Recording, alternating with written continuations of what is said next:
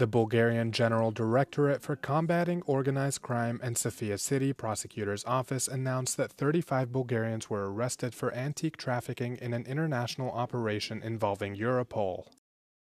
Many treasure hunters, dealers, and high-level traffickers were detained both in Bulgaria and elsewhere in a coordinated operation spanning 8 countries. Bulgaria requested Europol support almost 2 years ago.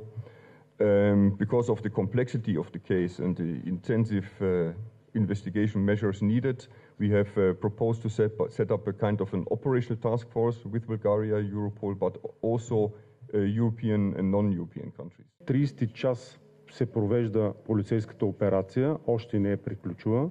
На терен имаме над 220 служители на ГДБОП, които извършват множество процесуални следствени действия, предимно претърсване и изземване, както и от прокуратурата казаха, това са на жилища, офиси, различни имоти, моторни превозни средства.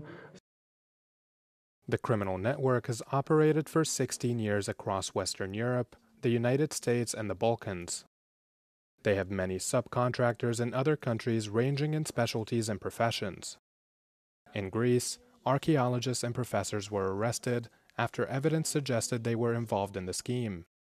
Общата стойност е над 100 милиона евро на откритите вещи на черен пазар. Това не е цена, която е определена на нормалния пазар на артефакти.